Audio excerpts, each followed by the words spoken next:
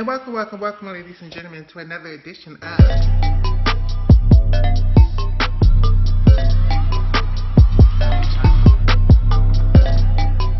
Welcome back to my channel, Michaela Loves Gymnastics. And welcome, ladies and gentlemen, to another edition of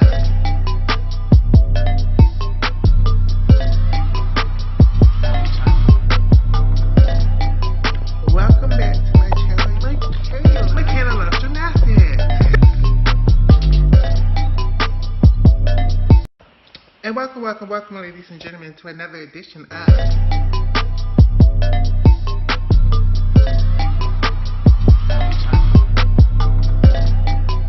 Welcome back to my channel, Michaela Loves Gymnastics. And welcome, ladies and gentlemen, to another edition of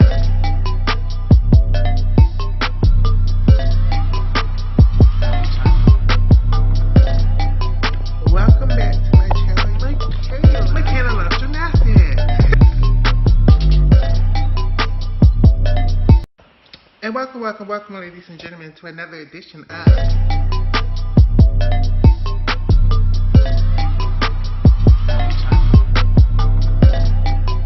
Welcome back to my channel, Michaela Loves Gymnastics.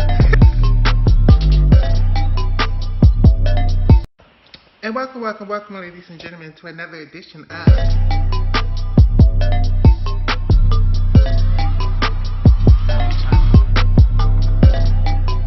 Welcome back to my channel, Michaela Loves Gymnastics.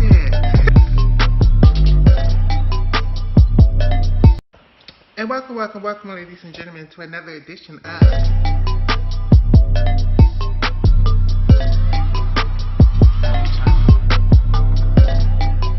Welcome back to my channel, Michaela Loves Gymnastics.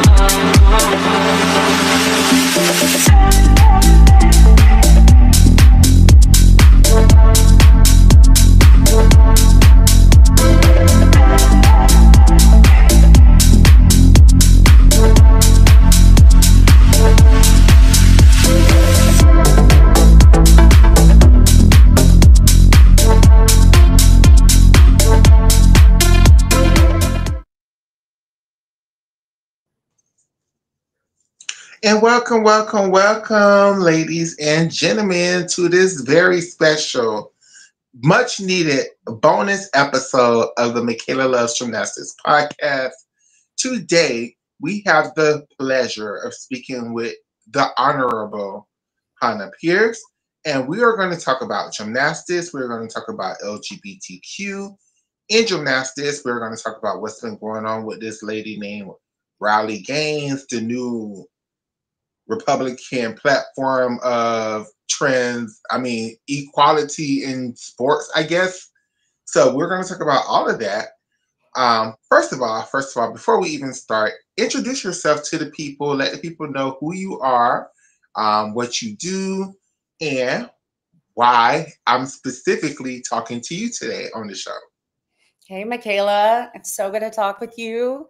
I'm Hannah Pierce. So I'm a gymnast from back in the day and a trans woman, also married to a cis man, a stepdaughter with 2 grandkids, and I'm 42. So here we are. Oh, wow.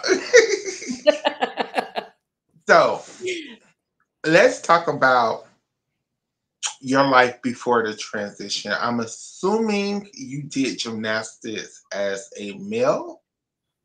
Yep. Yeah. So, I mean, my like all kids, when we're really little, our parents have us like doing forward rolls over a block or whatever.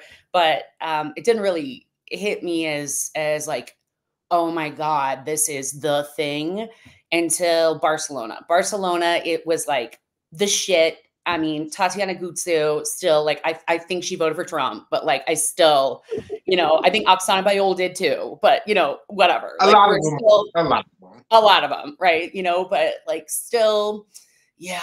I still can't believe Oksana Shuzvitna is older than me, but you know, she will always be, and that will never change. But you know, God, I just that bug just bit me. I was just at my parents' house and my grandpa's house, like in Maine in the forest, and I'm watching like midnight in Barcelona on this little tiny TV. And yeah, it was like obsession, absolute obsession. But my parents, like a lot of parents of trans kids, especially way back in the day, they have like a lot of trepidation about letting their kid out for the freak flag to fly because they know social consequences for them, social consequences for you. And so, I was just like, no, you got to. And they brought me into a gym when I returned back, like, from toddler age into the gym. And I was just like, oh my God, I saw Springboard live again. And I was just like, it's it. That's it.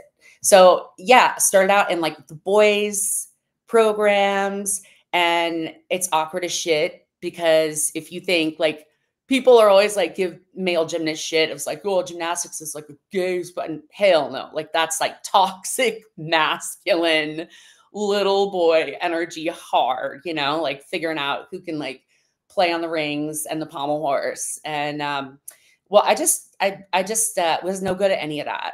I mean, I would do it because they were like trying to make me do it. But for me, it was like, it was just all about floor vaults and bars and trying to fly around on the beam and then being like, get off the beam.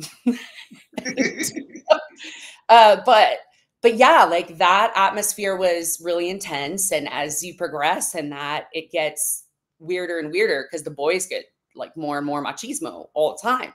And so like in like intermediate and advanced programs, and then finally it's like team, and there was this divergence where they were like, okay, I think everybody recognized like this is not going to fucking work because there's me out there and like I'm showing up to meets and I'm just like bringing my little cassette tape of like CNC Music Factory, like, hey, can you play this? I got a routine that I was going to do for fun. And they're like, no, you don't use fucking music on the floor. You don't, like, we have something else going on, right? It's like really like dimly ambient Celine Dion or whatever.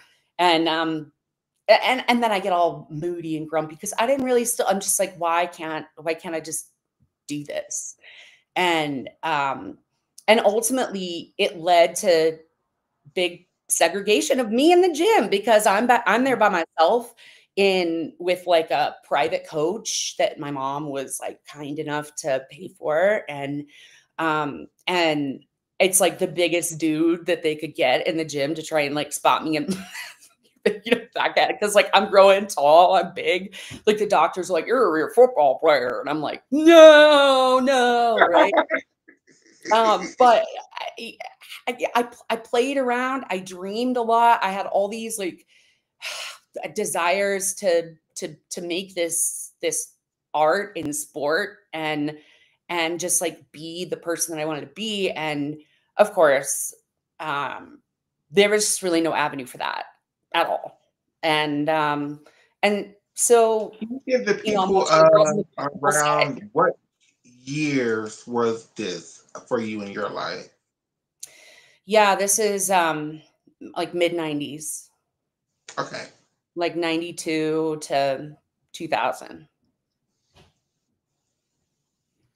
So around that Barcelona to Sydney era for that mindset of people, that's Mm-hmm. the era that you were competitive in gymnastics. Yeah. And yeah, I could drive those heels over a vault, but it just was so weird. Like my dad took me to the 96 Worlds in San Juan, Puerto Rico, and it was amazing. We're like sitting there in the crowd and I'm watching and I'm just like, I'm going to go for it. I'm going to go for 2024. I'm going to go for it. But then in my mind, I'm thinking, I'm like, what the fuck are you going to do? Like, show up there with your like muscles and your like, pantsuit and do the rings. Like it's not going to happen. Because it's just, that's what people don't understand is it's not, I still, people don't understand that it's not a choice. It's just natural. It appears naturally like any part of a person's personality. It's not a choice that people made, and trans women are women, and we tried. Like we tried. Wow. Wow, I didn't expect to get this emotional already. So, you in your gymnastics career, you basically came to a point where you had to choose between your transition and the sport of gymnastics, and for you, your transition won out. Um, Yeah, do you have? I mean, for me, I mean, I guess there are people that have like lead entire lives up into their 40s, 50s, 60s, and they just appear like normal cis folks. But for me, no. I mean, I didn't really, I couldn't, I couldn't play. Like I would just was, it wasn't an option for me to cover it up. Like I just was, everyone was like, new since I was like 2. Mm, oh my god! Oh my god! My brain is going in a million and one places. I'm so sorry, Miss Anna. So, so the first place that I want to go is okay, fuck it. We just gonna talk, all right? We're gonna There's two girls with sisters, we're gonna talk, right? I Mhm. wanna say this. I wanna say when it comes to trans people in sports, right? Now I have a physical, visual, beautiful example of what the fuck I'm talking about when I'm talking to my gay friends and other people, my co-hosts in my gymnastics podcast, when I'm like, no, y'all don't understand because for most girls that I know, as much as they love gymnastics, they're going to choose their transition. And that's, oh, this is an old school mindset. I'm 44. I'm so sorry. Now, I'm not 44 yet. I'm 43. I'm going to be 44 this year. And it's an old school mindset. But I don't know a real trans person. And a real trans person is going to sound real ignorant. So I'm going to choose a different word. I Mm. don't know a trans person from my generation, and you're from my generation, where all of this trans people in sports shit was even an issue for us because we were forced to choose our transition. We were forced to give up things in order to be the women that we are in 2025. And maybe it's a beautiful thing. Maybe it's a good thing. Maybe this is the thing that we've all been fighting for generations and generations and generations, where no longer does these children feel like they have to choose. No longer do these children feel like they need to give up anything for their transition. And then we come into the dilemmas that we have in 2025, where we have athletes, not so much in gymnastics, but in other sports, where they want to medically transition and still play the sport that they love, right? How do we, as trans people, how do we even wrap our heads around that? Because even for me, it's a hard thing to even justify. I'm not agreeing with Riley Gaines. I just feel like there's a legitimate conversation to have when one year you were playing on the boys' team, a season passed, the next year you're playing on the girls' team. I'm so sorry. I just don't feel like that's fair. Um, but there are ways that I get that in 2025, like some of these girls, they never played on the boys' team. They always played on the girls' team from the beginning. So there is no disadvantage when they've always been playing with the girls. They never had that male experience. And we also have to take that into considerations when we have these conversations now, that a lot of these girls, they just never had that male childhood that a lot of us older girls have. how do you, as somebody who chose her transition over the sport, and if that's and I don't mean that to sound any kind of negative way. Actually, I think that's a beautiful thing. Actually, I don't think of it as a negative thing at all. How do you rectify that in your mind that these younger people of trans experience, they don't no longer feel like they need to choose one or the other. They feel like they can have both. And as older people, how do we change our mindset to get to that point too, if that even makes any sense? I'm so sorry. That was a No, loaded it question. makes sense. It makes perfect sense. Well, I mean, look, first of all, I'm just going to say that every single human being has had gender affirming care, right? Yeah. Like if a girl goes and gets her hair dyed because she thinks it's going to make herself hotter, it gives her gender affirming care. Like if a girl has like a boob job, that is gender affirming care. If a guy goes and has hair plugs, if somebody wears glasses because their eyesight sucks, they are changing something that God made about them. Or they go and get LASIK, right? Or they go get lipo, or they go get whatever, or they're The born with a whole cleft lip BBL, and they the whole fix their lip. BBL, the whole Hmm? BBL fascination that's going on right now. I'm like, do y'all understand that is the bottom body feminization surgery? Like, that is a whole procedure that trans women was created for trans women that now the world don't even realize that you're doing a literal feminization surgery. Like, Oh yeah, yeah, and there's all sorts of shit that people like, a perfect little baby of God born with like a heart problem. They do open heart surgery on it. People, it's like, well, if you're like that, then well, why are you not okay with the way God made you? It's God made people like that are going to die in 2 days, and we surgically intervene. Now it's that way for trans people because I don't know why the hell this happened. I don't know. We just haven't studied the brain. We don't know why that it's probably something that happens in the hormone wash in uterus, in androgen wash. And every baby starts out female, and then male babies become male because of hormone wash in the womb. But there's parts of the brain that align with gender, and then it's like you get all whatever. So if you are a person that is born into that circumstance, you're gonna realize that, and so is your family at its own pace. But however quickly it comes up, sometimes it comes up a lot faster than other people. But just like all sorts of things, we're on a spectrum, right? Like everything's on a spectrum. And race is on a spectrum, and like whether you're gay or straight is on a spectrum. And straight dudes who say that that's not true, that I will call you out. I will call you out on that like all day long.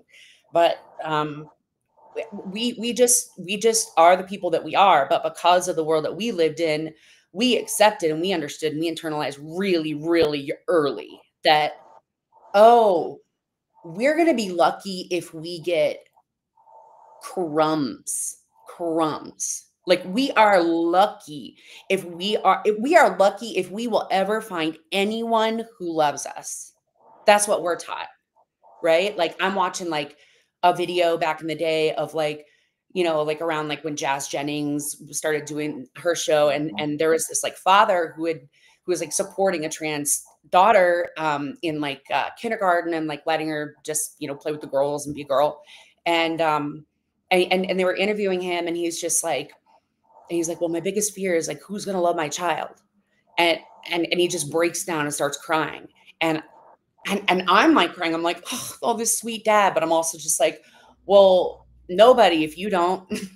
And we wow. internalized that. We knew we were gonna have to eat shit because we were not gonna get anybody to allow us to have anything unless we fought for it. And even then, there was like a limited amount of progress we were able to make. Now, look, I mean, we're talking about this right now, and it's talked about in the media and worldwide right now, and that's a sign of progress, right? It's not a sign of going backwards, because every human being, like, why should the Olympic Games be for every human being except for you and I, right? Like every human being, somebody who's in the Paralympics, who's in a wheelchair, if they can if they can weightlift at the level, like they will go in the real, like, you know, Oscar Pistorius, who is apparently, I'm not the judge and jury, but, you know, ran for South Africa in the Olympic Games, and also in the Paralympic Games, right? Why is it that we are the only ones that are excluded? So there's a problem though with saying, okay, well, they could just have their own categories because, well, there's a history of that in sports, and it's all about fear, right? It's all about like, well, they're going to take what's ours. They're going to take our shit that we worked for. And first of all, no, there's there's not that many of us. And I'll tell you, most trans women, not very athletic. Most trans women are not out there running around the track, I keep stealing up all telling the people, goals. it takes for this whole trans and sports issue. It's a very specific type of girl that this even applies to because first of all, if you're on hormone therapy treatment, I understand that a lot of hormones work differently for everybody, but for most people, hormones is going to make you fat. So it's going to be hard for you to keep up the physical condition to do the sport that you want to do because the hormones is going to put weight on you. That's just what hormones do. But And also, then like, but also, go who ahead. cares? Like, every human being has their own gifts. Every human being, and I think that this all boils down to just the world saying like trans women are not women, trans women are not they're not worthy of belonging in that category of, hey, we fought as women to have sports and we want to have high level sports and we want to be good at sports, and trans women don't qualify because we're not women, because they still haven't figured out why the hell this happens to people. Now when they do, when they figure out what it is in the brain that happens when a little baby is being born inside their mom that makes this happen, and they say, well, yeah, that brain part is female, and so that person actually is going to have a much harder life. It's going to be much harder to succeed at sports because you're going to be disenfranchised everywhere. You're going to face discrimination from your family, from your peers, from your school, from your sporting programs. You are going to be told to disappear and shrink and be nothing your entire life. And so I'm sorry, like if a Black trans woman who has gone through all that walks out onto a track and wants to run her ass off and get a gold medal, amazing, amazing. And why shouldn't she have that? Why does she have to finish last? Why does she have to not? And like, even people that are for it are just like, well, you know, it's not like trans women would even win anything. See, they don't even really win. So why are you scared? It's like, why can't they win? Why can't they win? Like, okay, like, you know, girl who finishes second who cries because oh, I was supposed to win and I was supposed to win the scholarship. Why shouldn't that bitch get the scholarship? She's Mm. been through a hell of a lot more than you. I mean, that's all I have to say about it. And it's not like we're a lot of people. It's not like we're all coming for everything. Like the dominant culture still is gonna get to eat almost the entire pie. Just like invite somebody else to the table. And see, and then with this conversation, for me, I want to add the layer of you guys don't mind when we are in women's spaces when it benefits you. When we are in hair and makeup and the fashion spaces, and you know we're here to make you look pretty, you have no issue with us in those women's spaces. You have no concern about trans people or gay men taking women jobs in those spaces. But then when it's and then even with this conversation, like the girl with Riley Gaines, she didn't even beat her. Like, I don't even understand why this is an issue for Riley Gaines. I don't even understand. Okay, before we even get there, before we even get to Riley Gaines, because I want to get there shortly, because damn, fuck ass Michaela Skinner decided to add her 2 cents to this conversation. I'm gonna get your reaction to this live on the show in about 10 minutes. But Oh boy. before we get there, I want to ask you, So you started transitioning and you gave up gymnastics. What was that like? What was that like for you to see people, your peers, people you look up to, continue in the sport and you had to push that aside to further your transition? What was that like for you psychologically? What was that like for you as a viewer? Like, tell the people. Well, lots of people have to give up sports for a lot of reasons, and I am a little tall. I'm a little tall for the sport, and like most trans women would be, most boys would be. It's a specific kind of body type, right? And so, I mean, I think regardless, whatever that might have happened to me, but I sure as hell would have liked to have like gone out and in my little bow and do my little floor routine with the girls, like level 3, 4 and excel. And like, I just, come on, why not give me that experience? It's not like I'm going to be stealing everybody's scholarships. Like, I'm just going to be on the side, like cheering for the girls, like everybody is, and being happy, like a happy kid. And for me though, the benefit, and this is why it's like, this horrible situation where they're trying not to allow trans healthcare to people under the age of 19. Like, it would have totally changed my life because my parents um, allowed me to start on hormones when I was like 14 years old. And so I mean, like it's a big deal. And then when I graduated from high school and I went through puberty, like mostly as a girl, then I I went off to college and I moved and I disappeared. I disappeared completely into the cis world because nobody was talking about trans issues in the 2000s. I moved to Seattle. I became like probably for several years like the top stage actress in Seattle. I went to conservatory program. I was like like award winning in women's categories and known as like the sex pot succubus on stage, like people writing about me like that. Nobody knew. And I just got all that just because of my own merits and because I was fucking interesting because I had this sort of twisted, like dark kind part of me that was like fascinating that people couldn't put their finger on. And that's the persistence of trans women is always coming back to the table. Like, no matter how many times they hit you and they say, you can't, you come back to the table and you figure out how you're going to make it work. You look around your life and you try and figure out, okay, how am I going to make this the very best I possibly can, given the fact that the vast majority of the world's population hates me and probably would take away everything I ever had if they knew. And sometimes, it's fascinating, like, because I've lived in parts of my life where, like I've been clockable in parts when I haven't, and it's just bizarre. It's kind of like a private hell either way, existential crisis of like watching people and, in life, the path that they walk and looking at how that's working for them, looking how it's working for you, and looking at all of the sort of things you have to watch out for and the fears that you have, right? Like, trans women's lives are really, really hard, and it never goes away. And that's why it's like, if you can fix childhood for a kid, if you can make it so that they don't grow up feeling like that. Like, I don't know how I could have.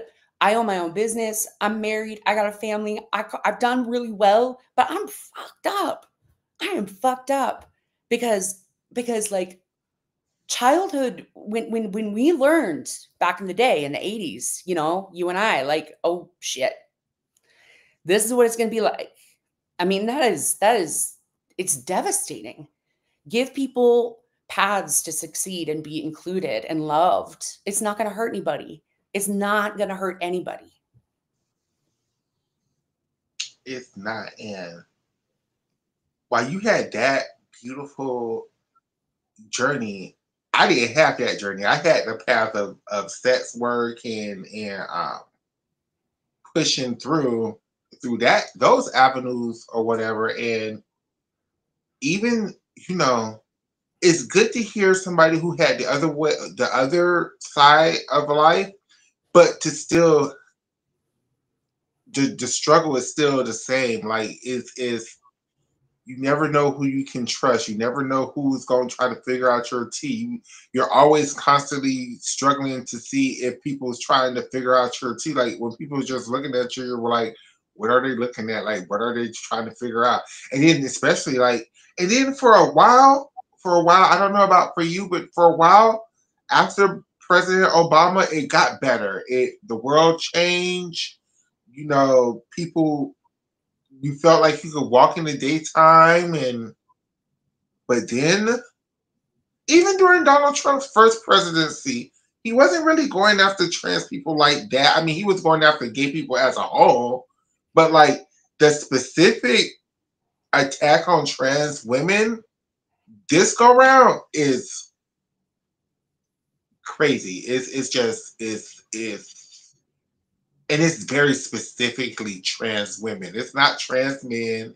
It's not gay men. It's not lesbian. It's very specifically these attack on trans women in this go round.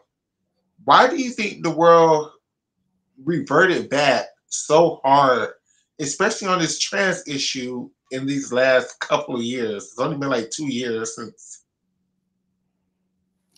Oh, Michaela.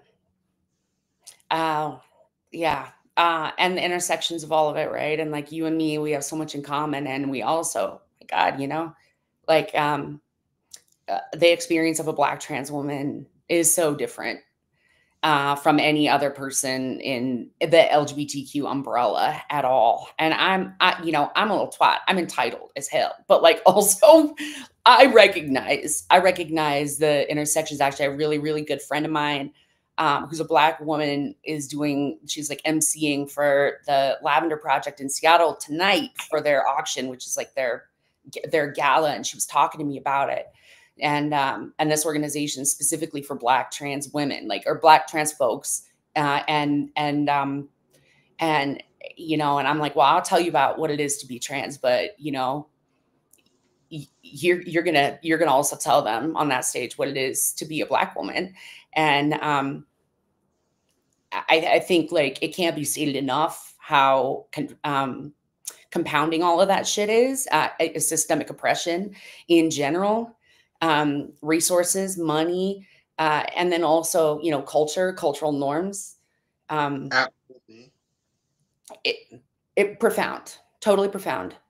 Um, and also, I think,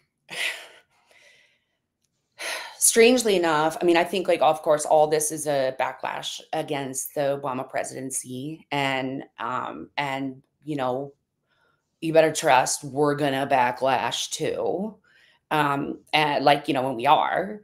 But I think that Gen Z did some interesting things, right? I don't know if you were surprised, but I was surprised when Gen Z was like, gender is nothing, and like Right. everybody's everything, and I'm non-binary, and like, and in a way I was like, amazing, and like, wow, and like, how would my life have been different? And then also in another way I was like, shh, you guys, no, no, no, no, like they don't you don't want to talk that loud.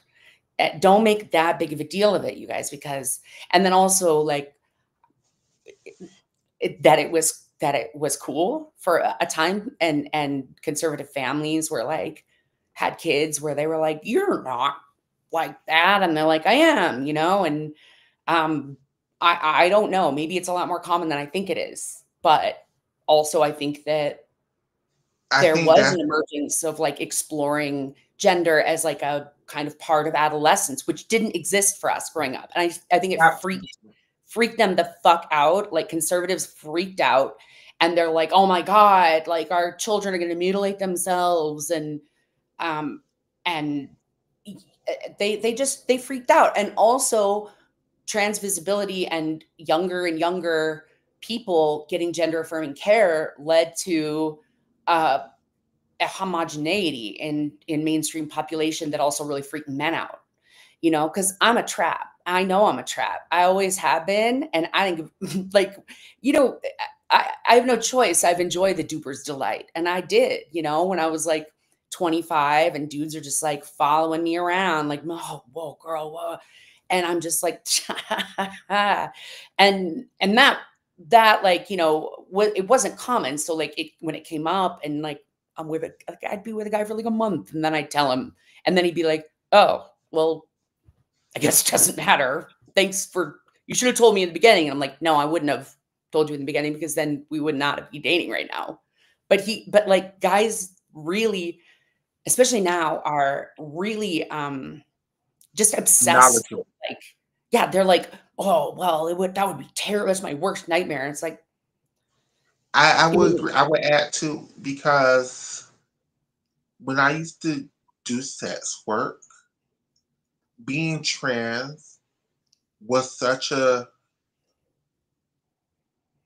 minute population of the people who were sex working. So, like, the men who were seeking trans women absolutely knew what they were looking for, because you had to specifically look for that category of women, right? And then somewhere around 2016, between 2012 and 2016, the world then started knowing what trans people were. The door started to be opening on that thing. And a lot of people started claiming trans identity in a way that I didn't understand transness. Like, a lot of people would have whole beards and brush cuts and call themselves a trans woman and want access to women's spaces. And the community as a whole was like, yeah, that's right, girl. And I'm just like, wait, whoa, whoa, whoa, wait, what? Wait, what? And and then, as you grow, you learn and you start to accept, and you just be like, okay, that's what we're doing, okay. But I think, like you said, for a lot of especially conservative people,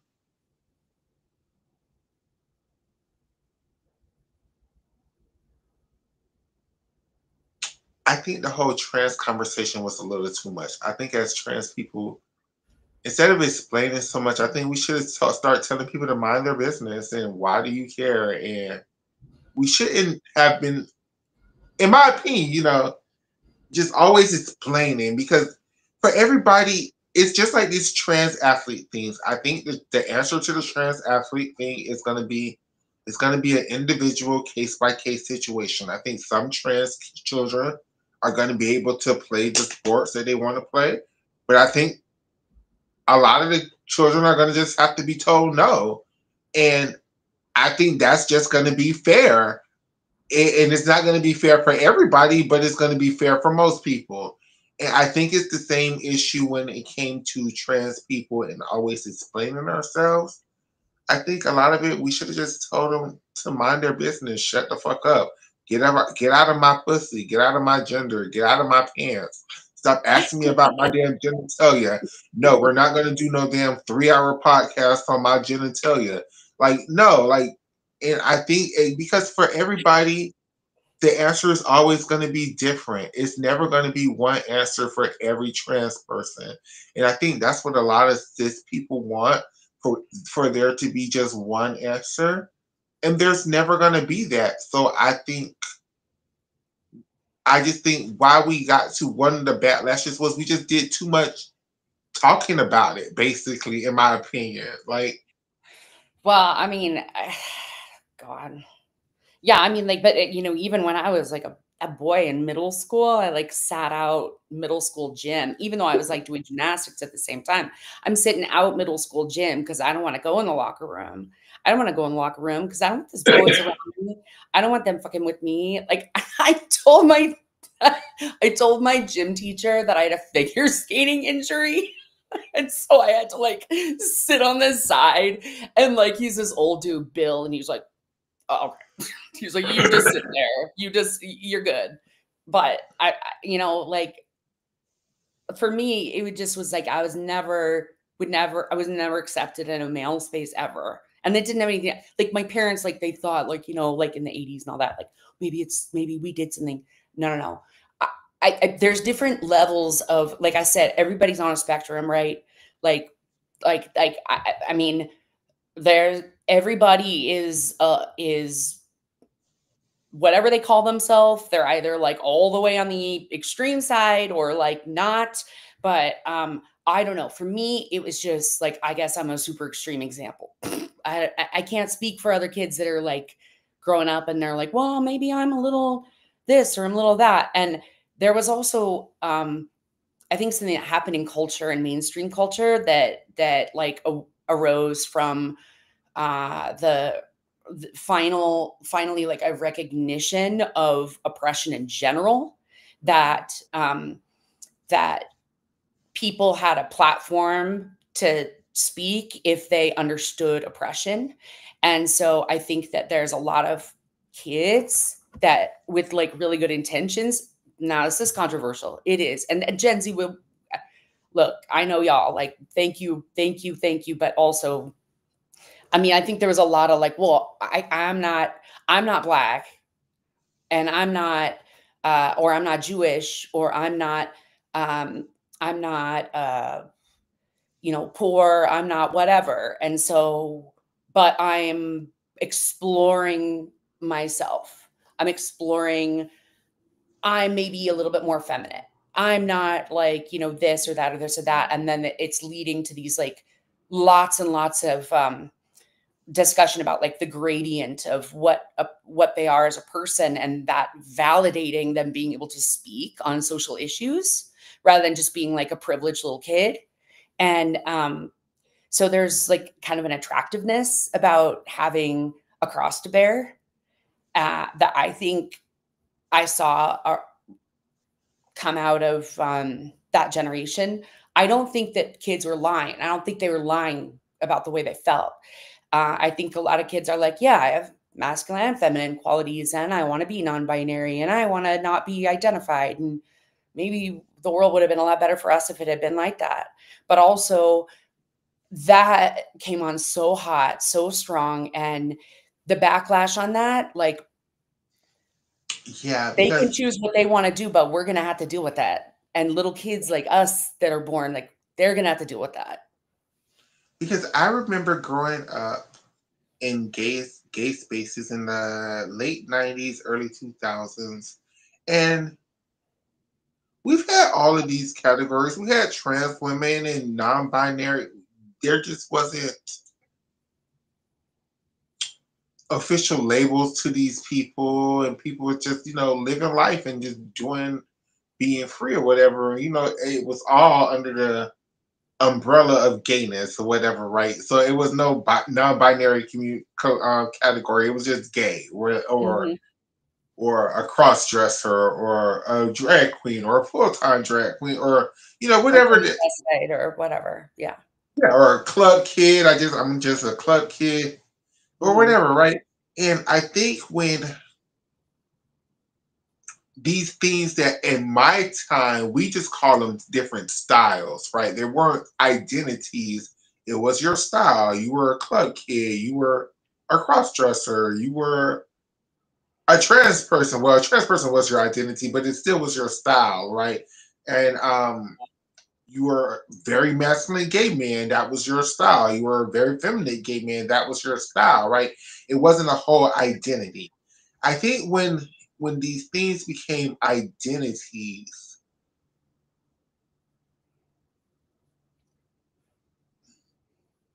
people, in one way, it was a good thing because people felt like they found something in themselves that they didn't necessarily have.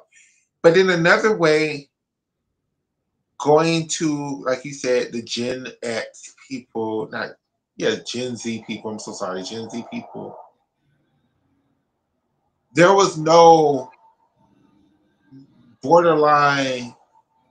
It went from 0 to 100 very fast. Like at least for us in our generation, us discovering who we were, it took time, right?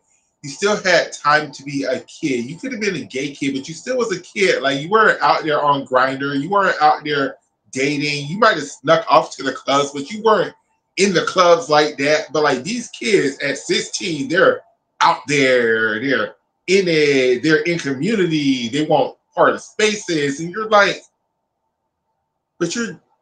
How do you know what you are yet? You just are 17. You could feel this way today and don't feel this way tomorrow. Like, you're 17. Like, don't you want to give yourself time to live life before you just take on this whole persona that you don't even realize that in 5 years you may not feel this way? I don't know. I mean, honestly, like, I don't know. In a way, like, I understand your point, and at the same time, of course, like that like they use that shit against us all the time, like conservative America does, right? Where it's like that's an argument for me to have not started hormone therapy when I was 14, right? And wait till I was 19, which would have totally changed my life. That's different than what I'm necessarily talking about, baby. I'm not talking about like transitioning. I'm talking about like non-binary people who wants to take on this whole identity of non-binary of I'm nothing, I'm no gender at all, and if you dare call me a gender, you're wrong. But you don't know, like, why are you so strong on this when you don't know that this is your truth yet? Like, whereas go I ahead. think that the big thing that is different from societal perspective is like when we were young, it's like, oh, you're gay or you're trans or you're drag queen, whatever it is, like you're gay or you're really gay, and there was an expectation then that like, oh, okay, so you yield, right? You're gonna Mm, yield. You are going to understand that you then are on the periphery of society, and you are going to have to work around us. And if that means that, like, you have to, uh, go pee when you're at Target, you're going to need to make decisions based upon our level of comfort. And you are going to have to just accept that you're going to get less. And now, I mean, like what Gen Z sort of came with is it's like, absolutely not. We are going to tell you what the rules are now. Now, I hope they carry that spirit for another 20, 30 years, that they vote that way, that they show up and fucking vote this time, next time, please. Like, come on, guys, for all that talk. It's like, where were you? But I think that generation was like, no, like the fact that I'm different means that I actually do get to speak, and you need to shut the fuck up because I'm different. And like neurodivergence is like, I think everybody wants to be autistic now. Like I've like never knew anybody that wanted to be autistic, because it like allows a person to speak about like, their truth and their reality. And mainstream society is very freaked out by all of it because they feel like they're being encroached upon, and that they in their majority are going to be threatened by that. And that's just why they hate us. They hate us more than they ever have.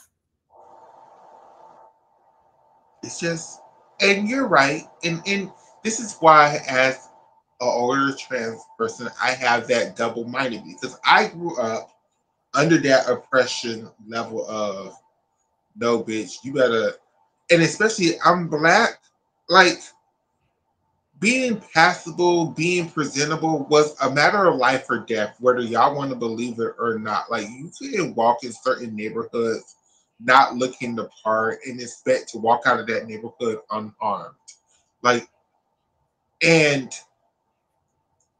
what is hard for me with these conversations is that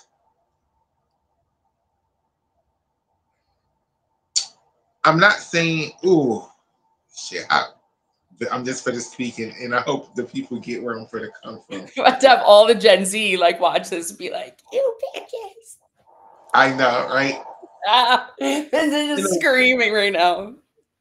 in a way, even though growing up that way was horrible, it taught me to survive in a way that I don't think these Gen Z people have. It taught me to maneuver in spaces that I don't feel like these Gen Z people have. Like I completely understand that you gain more favor with sugar instead of with vinegar, right? And I feel like a lot of these younger kids, they come after these situations with straight venom, with straight vinegar, and it's a lot of teachable situations that they lose with their anger is the wrong word.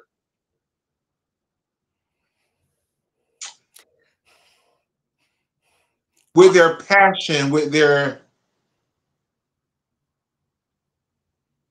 the passion, and their common sense also, and like, it doesn't fucking care what the fuck I say I am. Like, you need to respect me, and I have decent basic human rights.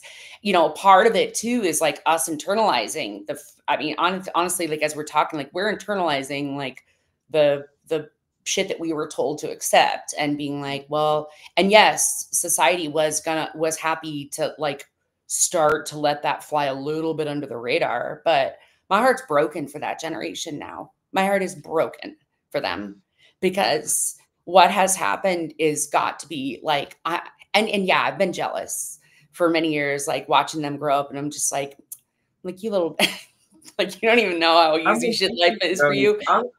But I'm so jealous. Like when I see like at my job and I see a young trans woman and she's applying for the job and she expects to get the position and she's coming out in the daytime and she doesn't give a damn how people view her, and like, and even for me, like as a trans woman who gets by, I'm not saying I'm the most passable, I just get by. Like people don't fuck with me like that.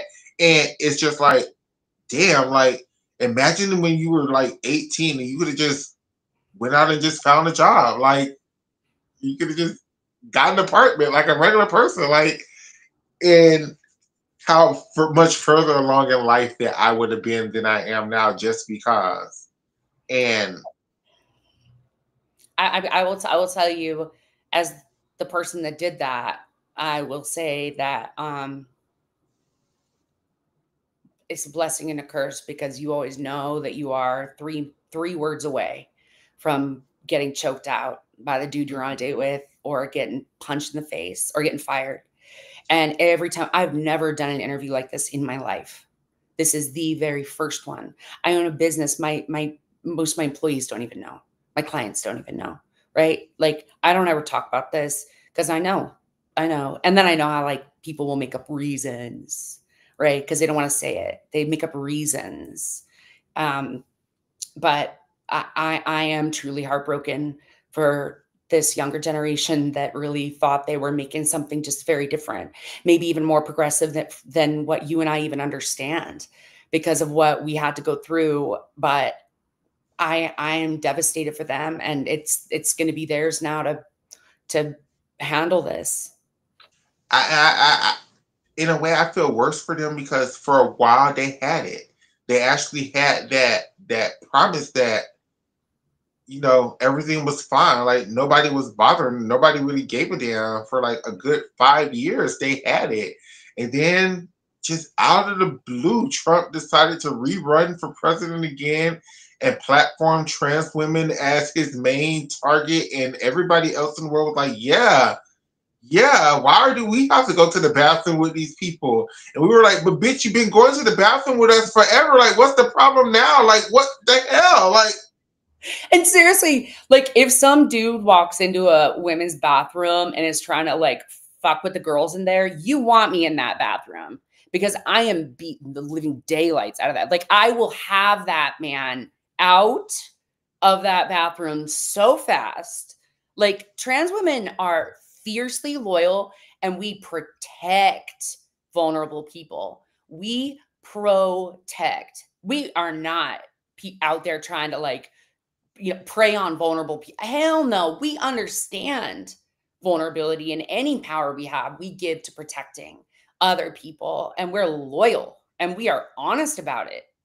And like, we will use our voices and any muscle we got on our bodies to make that happen. You best believe, we absolutely will. Like the trope, like hold my earrings, right? Like but the rage of injustice. And like, you want a trans woman on your side. You do, because she's going to go hard for you. And they don't understand that. They don't understand that because of, social media and how things are shared on Facebook and echo chambers and Riley motherfucking Gaines and, that bullshit. But while we here, let's talk about it. Let's get to this part of the conversation. Riley motherfucking game. So last week, because this is tomorrow starts a new week. So last week or this week, Riley Gaines and Simone Biles has been into a slightly public Twitter feud. For those who don't know, Riley Gaines decided to make a statement on a intersex child who was competing in their high school softball tournament or whatever, right? And she saw this person and automatically assumed they were transgendered, not intersex. So she decided to platform this conversation like this person was a trans child. The person was not. The person is intersex.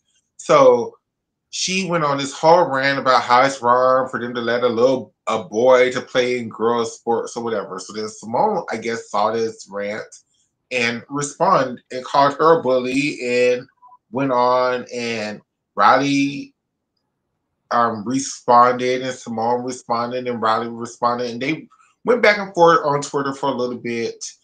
And then a couple of days later, Simone issued an apology to Riley.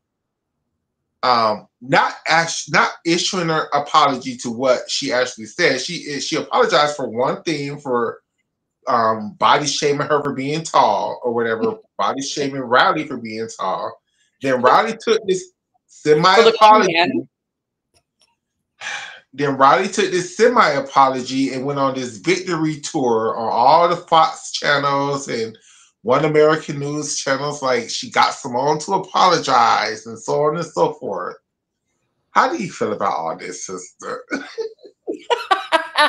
Well, let me just bring it back to the statement earlier of like needing a platform to be a valid human being in this day and age, right? Like, even like Donald Trump thinks he's being persecuted, right? Like, everybody thinks you have to talk about how you're being persecuted for anyone to pay attention to you, right? And so Riley Gaines, who is a loser, dog-faced bitch, just thinks that she is going to come out and pick on people who she knows have much less power in life and agency in life than she does. And she's going to talk shit and use that to make herself relevant. And so she has been doing that a lot. And then, you have this queen mind in Simone Biles who just teaches us all the time how to be a good human being, taught us in Tokyo how to be a good human being and to take care of yourself and to have your priorities right. Ain't nobody need her like crashing in Aminar, or like peeling off on bars in the next rotation. No, no, no, no, no, no, no. Nobody need that, right? Like, she is just a human being that has her shoulders on her head on her shoulders, right? And she came out and she said common sense. And then, of course, she gets hate, massive hate. She probably didn't expect that. She didn't expect it, but welcome to the world of even an ally of trans women, even an ally of trans women, because in 2025, if you're a biological, because we can't call them cisgender anymore because cisgender is now offensive. So if you're a biological woman who even is an ally to trans women, now you are misogynistic to other biological women for sticking up for trans women, which makes no sense. I mean, it's this like it's this dated second wave feminism, this boomer feminism of like, we did everything to pull ourselves up by our bootstraps. And we entered the workplace and you don't know what we went through. And, you know, them thinking that that means that like they get to gatekeep like a tiny, tiny portion of women who are also women, obviously women, but just had a different lot in life than they did. Um, why? Literally unnecessary, and only useful to whine and complain about. First of all, if you do not understand what a trans woman really is, and second, if you hate trans people and you're afraid and misinformed, and also if there's nothing else interesting about you that you get to talk about that people would give a fuck about, like Riley Gaines, because nobody gives a fuck about anything other than this. This is all she has right now. So Simone Biles, like, of course, gets that hate, but I'm sure it was incredibly overwhelming. I sent her 300 roses to her gym just to say I love you because I couldn't believe it. It's like she's my hero, you know? She is. Like she's younger than me, but she's my hero. No, I look up to absolutely. her so much.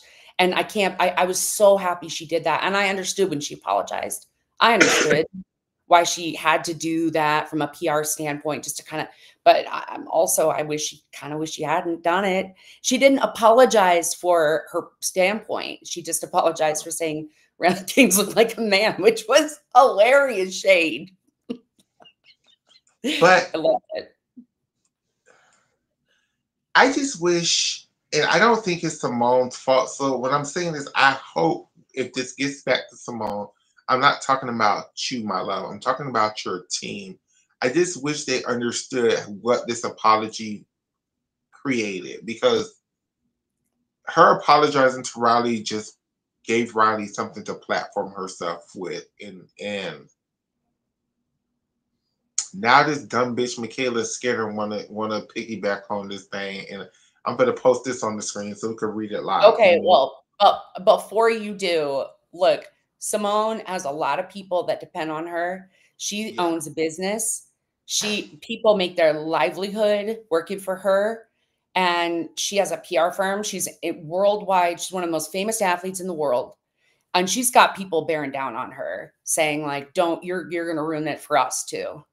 And I'm sure she didn't expect this kind of backlash. So it's just a PR move. It's basically her just trying to take the high road. Of course it gets misinterpreted. Of course it gets twisted, but like it's not really her fault. Nothing in that second message at all said she was sorry for what she said about Not leaving trans women alone.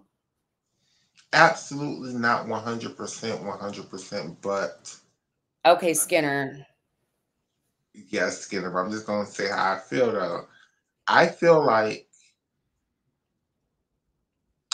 because Riley was never even talking about gymnastics in the first place, if Simone would have just not said nothing at all, this would have just washed over as another stupid thing Riley said, and nobody would have paid it any attention. But because Simone decided to, stand up for people during Pride Month, it brought attention to this situation that would have never been there in the first place if not for Simone responding to it. So then for Simone to apologize, even though we know she wasn't apologizing for what she said, the people then took her apology, and that's all they because they're not going to read, they're stupid. So they just heard she's apologizing, and now they're running with it. And I understand this is a hard conversation, and I understand, and I don't feel like boys should be like. It's just so hard. It's just so hard. It's so nuanced. It's just another. It just gave the Republicans another attack that wasn't there. That I just wish that we got to just stop adding fuel to their fire. Like we got to stop adding ammunition to, because they got enough. They got a whole nuclear army right now. Like they don't need these. Baby, my instinct says the same thing, and I'm like, no, no, no. Like we talked about, like we went on, I think you and I like traveled through this together, like a half hour ago, and at the same time, somebody had to say something. Somebody. Now if you're in Houston and you got a little trans kid and they want to do gymnastics, you bring them to the World Champion Center and like Simone Biles gym. Hell fucking yeah, and that's change, and that will change the world. It will, and I love her for it. I love her for it. I love her for it too. I absolutely do. But your team, cuss them bitches out, Salon. Cuss them bitches out one time for me. You ain't got to do it publicly. Just do it one time for me. But you know what? I do need you to cuss out publicly. Is that goddamn Michaela Skinner. Now let me find this and post it. The Scottish hee-haw. Here we go. Here we fucking go, sis. Mm-mm. What did she have to say this time? Let's see, did it come up?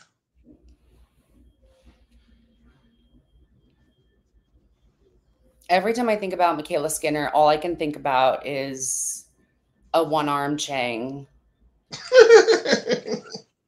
Double twisting double layout off of a board with a brief brush of a hand.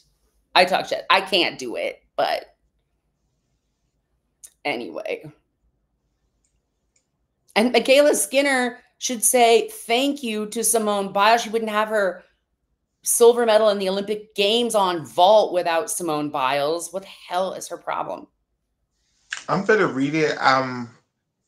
My computer's acting slow. It's gonna pop up in a second, but I'm gonna start reading it. So Michaela Skinner sent this. For those who don't know what Obon, there we go.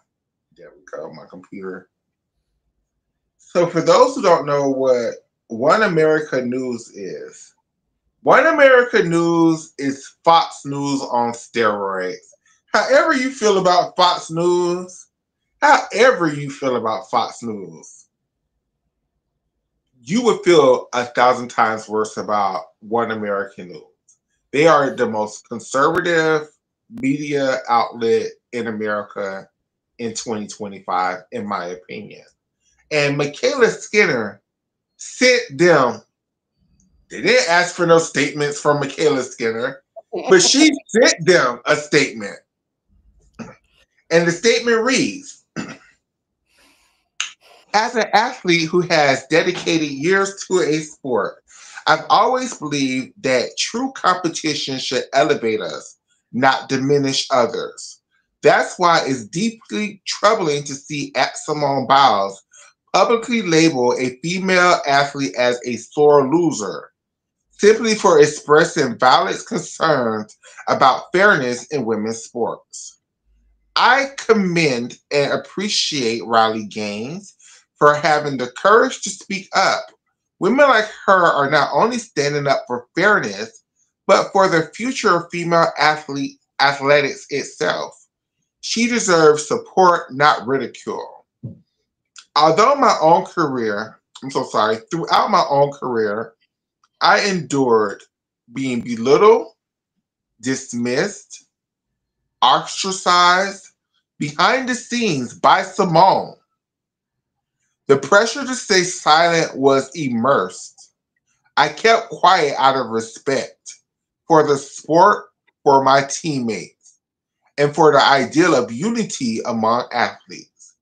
But witnessing this kind of public shaming, especially from someone in the position of influence, makes that silence no longer acceptable. It's one thing to disagree. It's another thing to use your platform to bully and demean. No one should be punished for standing up for fairness and biological reality. We should be uplifting each other, not tearing one another down. For speaking the hard truth, Michaela Skinner, Olympic medalist. Okay. I know I'm a little late to the party, but now that I get to say it, you canceled Michaela Skinner. Fuck you. I hate Michaela Skinner for this so much. And the picture, how dare she? The audacity. Now, I wish Simone Biles in that vault final in Tokyo had just done it like a Katerina Kremarenko and just ran down that fucking vault runway and just touched the horse, just like Got little baby 2-0. salute, just a little baby salute, like she's like Shannon Miller at Olympic trials or something. Just like, I'm just whatever, I can just, because I can. Just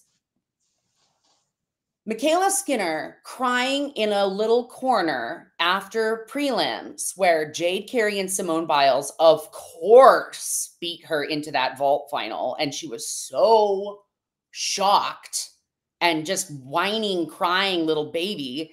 Then Simone, when she pulls out to take care of herself, she tells Michaela Skinner, this is everything I've heard. I don't know these people, but this is everything I've heard, and I've heard it multiple times. This is the story. She says, Michaela Skinner's about to fly home. She says, no, don't go home. Don't go home. Michaela Skinner ends up in this vault final. She wins her Olympic medal. She didn't have to do that. If she hated the bitch, why not just go out and touch the, just post as your, I can't even, I can't, Michaela's, I can't even. And this is why, my love, I just said from the beginning that I'm not saying Simone did anything wrong. I just wish if her team was gonna make her apologize for it, and she knew that was, I wish she would have said nothing in the first place, because people are not gonna platform her words. People are not gonna platform her. It's not nothing she did. It's her celebrity. It's people are gonna use that to catapult themselves. It started off with Riley Gaines. Now Michaela Skinner is jumping on this boat. And a lot of other conservative gymnasts are going to jump on this boat because Simone is black. So it's very easy to target a black girl, no matter how successful they are. And B, the issue that Simone decided to be on, people are going to use it as a platform. And they're doing it now when this wasn't even about gymnastics. Now, what I want to say to that bitch, Michaela Skinner, is, bitch, you know better. And you know in gymnastics, that the LGBT community already have their own league in their own category. So you dumb bitch, you already know that if you see a boy training for balance beam, if you see a boy training on even bars, he's probably training for the NIAGC. Oh gosh, I'm not saying it right now, I'm mad. But that league over there, the damn gay league. And y'all, you know this, bitch. You know this. So for you to even sit up there and say, yo, dumb gymnastics ass, you don't have to worry about no damn trans people in gymnastics, because they already have their own fucking league. And you fucking know this, you dumb bitch. What else is Michaela Skinner going to do? I mean, she's going to go to Chili's. She's going to like get COVID for the 18th time. And then she's going to send some shit on the internet like this, trying to go after Simone Biles. It's her only shot for any She's kind gonna of anything. trap Jonas into having given her another baby. That's what she's gonna do, because Jonas didn't even want to have the one baby that y'all did have. You trapped him into having this one damn child, girl. Oh, God, can you imagine being Michaela Skinner's child and hearing stories about her?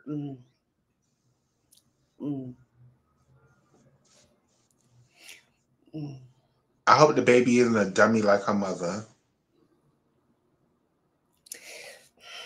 You know, Michaela Skinner, you can get down on the floor and you can eat this pussy is what you can fucking do, Michaela Skinner. That's all I have to say to you. It would be one thing if you were doing an interview and somebody asked you for your opinion on this subject. I still would feel some kind of way, but that would be one thing. You sent this statement to these people for no reason. No reason. When you know there's already a LGBT league in gymnastics. So, well, but the statement didn't even make any sense. It didn't, it was nonsensical entirely. It's about like supporting each other and lifting each other. Isn't that what Simone was saying? Like, it didn't make any sense at all. It was void of logic, like everything she does. And then you're saying Simone bullied you. Out of your own words, Simone gave up her spot in that vault final so you could go go home from the Olympic Games with a medal, finally. Mm-hmm. Mm-hmm. And it was only silver because lesbian icon Jay Carey just happened to have a whoopsie. But you know, like Michaela Skinner, I couldn't even believe I was watching that podium and was like, bitch, you're lucky. You are lucky. You are really lucky. For you to say anything negative about Simone when she gifted you your Olympic platform, it's just And as everybody hated Michaela Skinner and like went for her online for years and years and years, Simone always like I don't know what that happened between the two. She publicly, you said I it. was like, damn, I she was, is being really nice to that bitch. Hannah, you said it's something to take it one step further. While everybody was calling you a racist bitch for what the shit you was doing to Gabby Douglas, Simone had your back. Simone was probably your only friend. She was the black friend that you got to use up to prop up. Like, see, no, I'm not racist. I hang out with Simone Biles. And for you to sit Exactly. around and turn on Simone, that proves that you are the racist bitch that we all thought you were when it came to Gabby Douglas. Mm-hmm. Mm-hmm. Oh, absolutely. Oh, absolutely. Yeah. And I just like but see, people like that, they don't ponder like how powerful would it be if she actually came out and supported Simone in that moment? You know, You could have had like your whole gymnastics career back. You could have had your whole gymnastics career back in this moment in time. everything. All Mhm. you had to do was just be like, you know what? Even though I personally am not sure how I feel about trans athletes in this sport, we will not bully my friend Simone Biles in this moment. And no matter what, I have her back in this situation. You would have had your whole gymnastics career back, baby. You would have been invited back to the University of Utah to commentate. You could have been back on NBC. You choose to be the dummy each and every time. You choose to put your foot in your fucking mouth each and every fucking time. Ain't nobody tell you to say what the fuck you said about them girls in the last Olympics. That was you on your platform running your mouth for no damn reason. Ain't nobody asked you for no fucking interview, Michaela Skinner, because don't nobody give a fuck about your ass in gymnastics. And you chose to send this shit to them damn people. But she did, and it's again like it's not. It wasn't even interesting. It wasn't even like there's nothing. You can't even pull a quote from it. Like you can't even like. It's like who gives a shit? You know, she could have had such an interesting take. She had an opportunity to, but see, Michaela Skinner, she just doesn't understand how to play it like that. Like she, from whatever world she's from, she just, I don't know, her strategy for, she's like, love me. I hate everybody, love me. Like I'm better than everyone. I'm a completely entitled little brat. Love me. And It's very no, entitled. it's not gonna happen like that. It's very entitled. It's just Yeah, if she'd have come out for Simone, like, she'd be going to LA. She'd be like, back in the gym with like, little kid around, like, one of those Slovenian gymnasts who's like had like several children and is still like killing it on vault. Like people would be like, oh, maybe, but no. It's now just it's like just one more nail in the coffin. you and Jennifer Say get to be over there in your own little conservative gymnastics bubble by yourselves. And let us not for now. I am Facebook friends with Little Miss Missy Marlowe. hmm? With Missy Marlowe? Oh, well, Missy Marlowe, she's lovely. I love Missy Marlowe. She's great. Yes. D- I love Missy Marlowe. We all love Um, Missy Marlowe around here. Kelly Garrison, on the other hand, Really? turf. You heard it here first. Turf. Kelly Garrison, turf. Every time I hear like her like high little voice like on commentary now, I'm just like, get this off. Like turn the volume down. Kelly Oh, Garrison with her like back full on a beam. She's such a pretty really? why? Like, and you know what? And it is. It's a lot of people that's really been disappointing because, like, a lot of the OU gymnasts started following Riley after this comment. Like a lot of Of them. course, OU did, of course. Like a lot of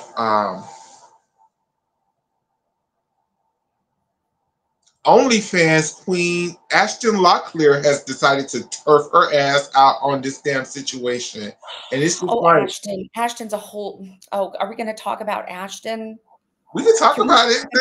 can we talk about Ashton? We can talk about it. Because I I want to talk love about Ashton Ashton. because I felt like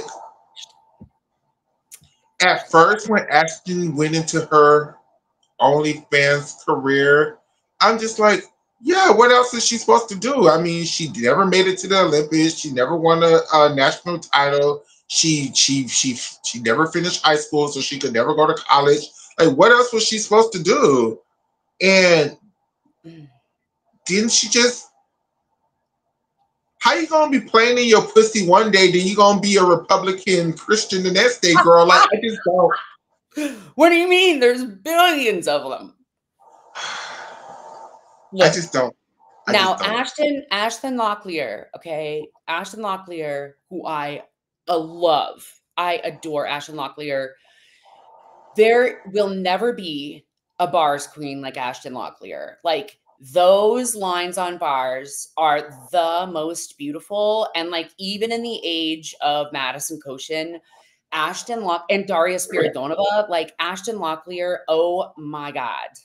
Like gorgeous, gorgeous. And Ashton Locklear is a total uncharted territory for her own life.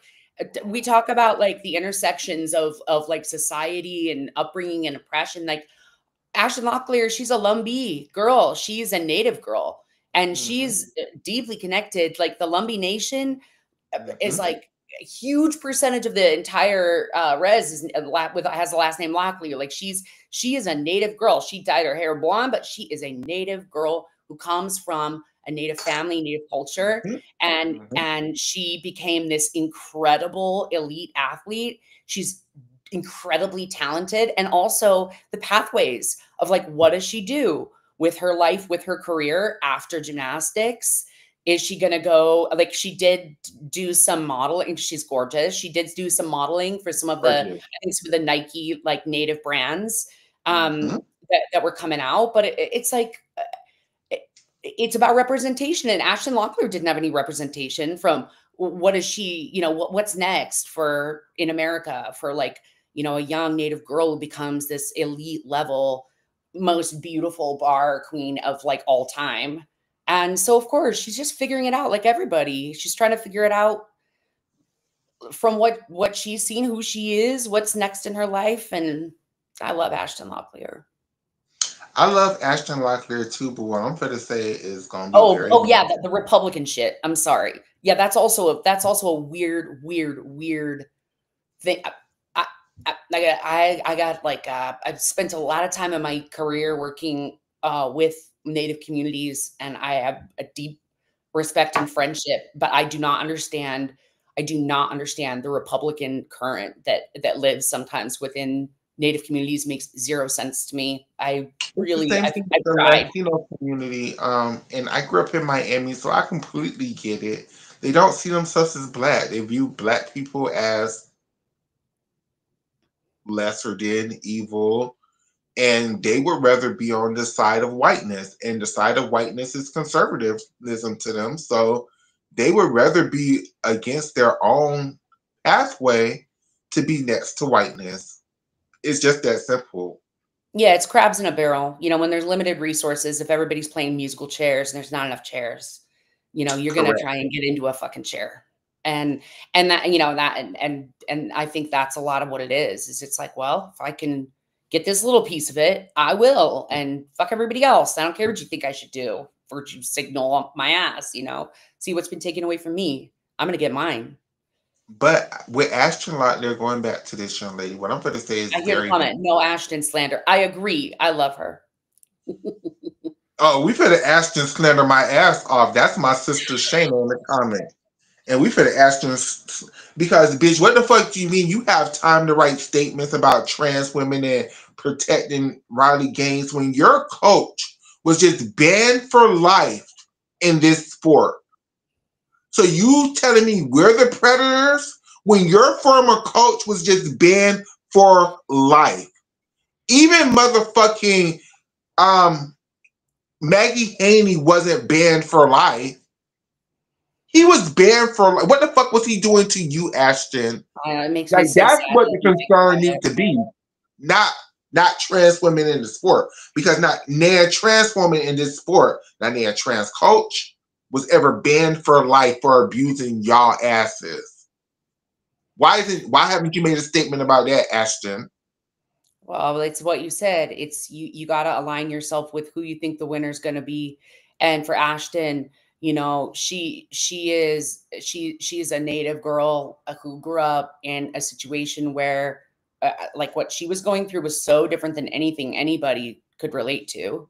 And also again, it's like the acceptance and cover up of like really horrible systemic shit that happens to you, and try not to show it, and trying just to be strong. And, you know, she's not going to come out there and talk like that. She's not going to come out there and talk like the other girls that went through abuse. She's just not. Like she's in a community that um it's like the oppression is strong and normalized. And if she's doing this, she's trying to come out and be on the side of the winner. And she's confused. It's not just Ashton, it's just so many of the girls. Like, y'all want to be against trans women, right? But I say this all the time. Give me one trans coach that has been convicted of anything or even accused of any of the stuff. Exactly. I take it even one step further. Give me one black coach that has been accused or even convicted of any of the stuff. You all are concerned about the wrong people. It's white men and white women. White men And white and white women. women. We're not going to, because white women were the one who overheard y'all talk about what this doctor was doing to y'all. And they didn't go to the law enforcement. They went to Steve Penny.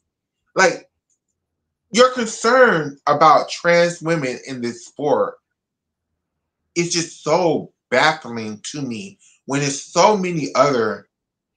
But see, me talking about it just because they look like you. So you can't be there. You can't view them as the predators because they look like you all. Like, well, I mean, white women talk about like siding with the side you think is going to win. And white women are the beneficiaries of so much oppression.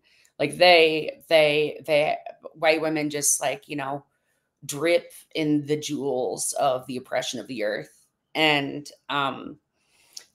yeah, like as a trans woman myself and a white trans woman myself, the sort of fascinating like self-awareness around that balance is so bizarre. It's such a bizarre mind. It's why trans people, we're just smarter than other people. Never met a dem trans person in my life. I've never met one, because we get to look at the world in this totally different way. But white women have their heads as far up their asses as white men do.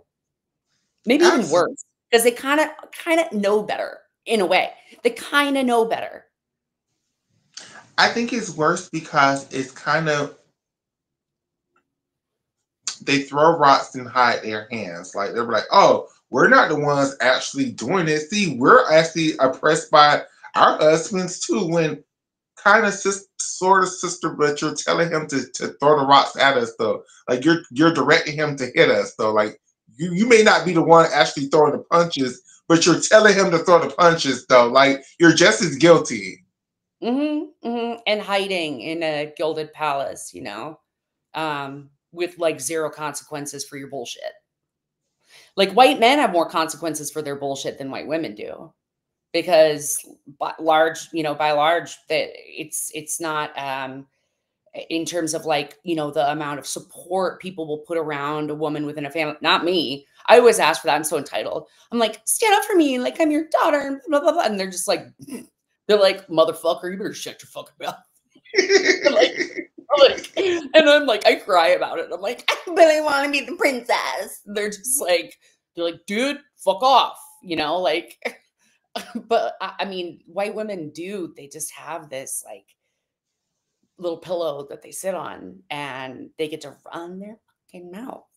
Um, and we're seeing a lot of that. That's Riley Gaines, that's Michaela Skinner. I don't know, maybe that's what Ashton Locklear's trying to be because it's not a bad place to sit in the world. I don't know. Jordan Bowers is another one who's better started trying to Oh, platform her. you oh man, she got bad. When she started talking, it was like Jordan, shh. Jordan Bowers is another one who's better start platforming this as fighting for women's rights. Maybe Faith Torres too. No. Oh yeah, it's lines has been drawing in the sand, my love, and for whatever reason, out of all the shit that has happened to the gymnasts, especially that we found out about over the last 10 years, they decided to make trans women the predators in this situation, which I just don't get. I just don't. Jay Carey better stay on the right side. She has to be. I Stay. mean, She's over here. She better not do some weird shit.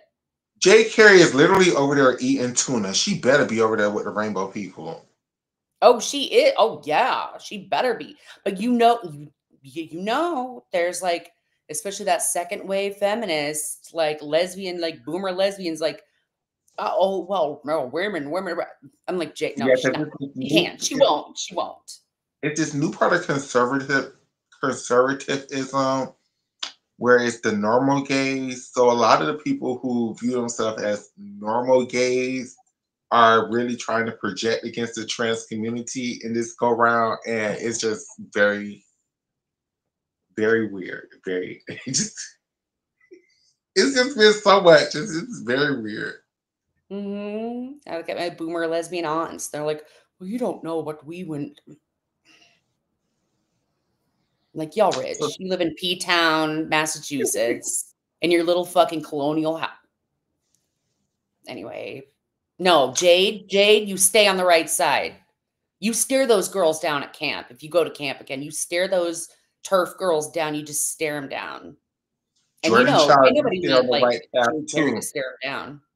Oh, Jordan Childs. Oh yeah.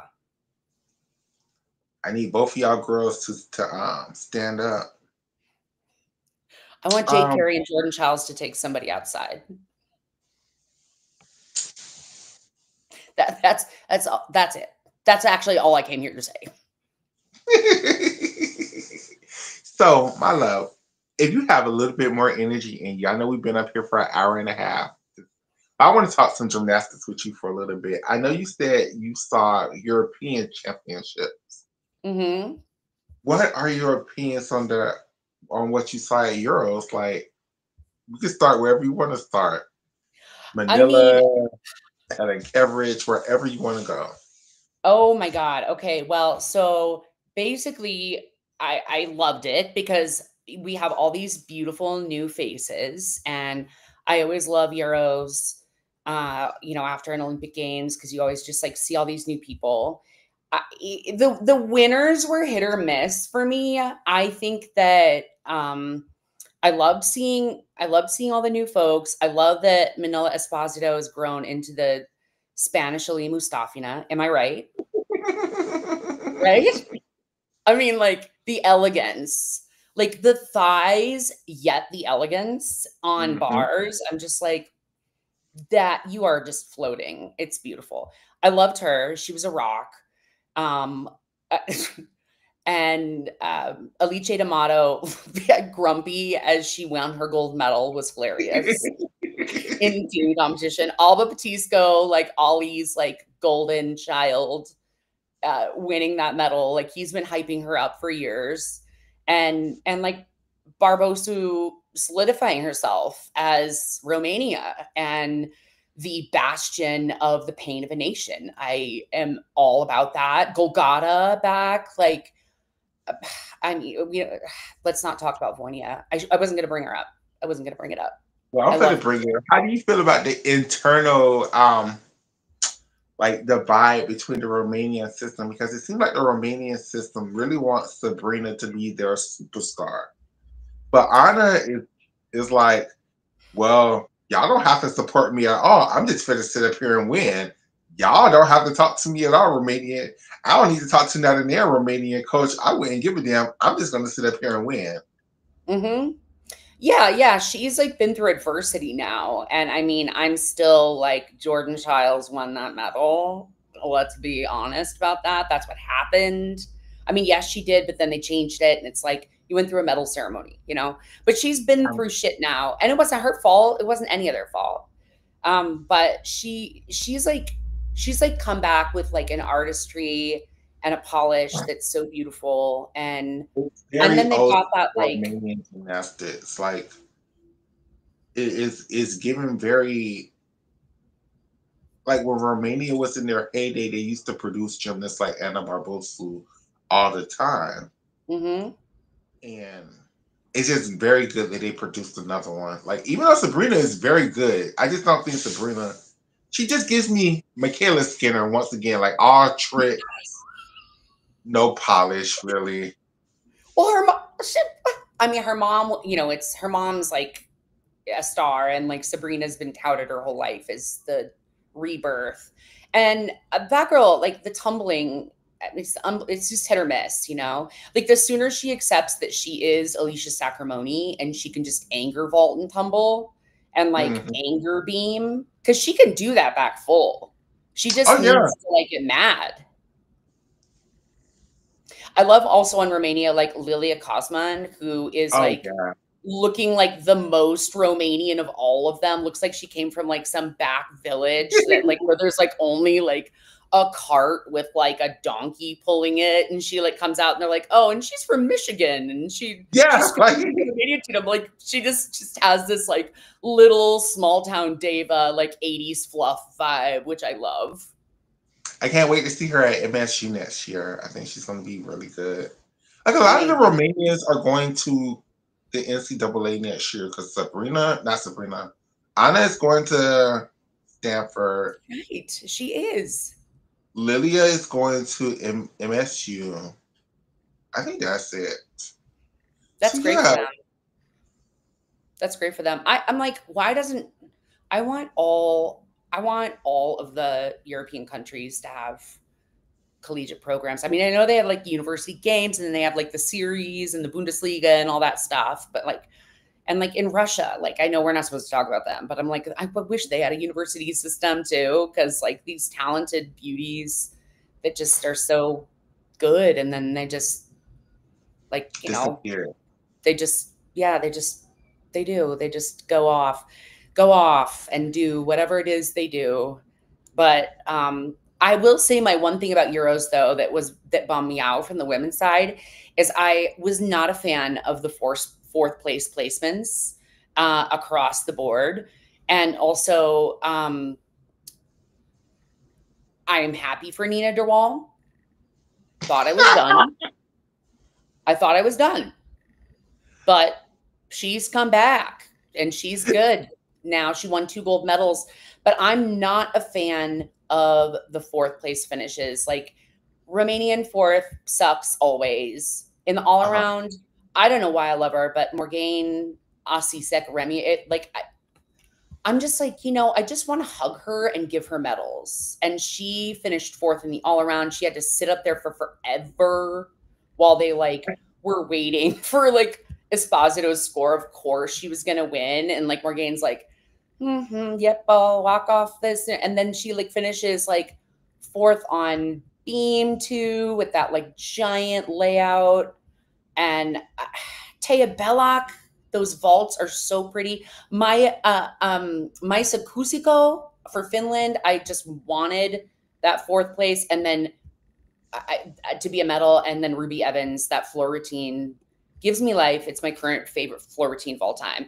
Anybody who's Yes. watching this, if you haven't watched Ruby Evans floor routine, the music, the choir, everything, I just the think Ruby tumbling. needs a little bit more difficulty, just a tad bit, not like harder, just maybe like a harder first coming pass, and she'll be right up there. She'll be right up there. Yeah, yeah, and she's gorgeous.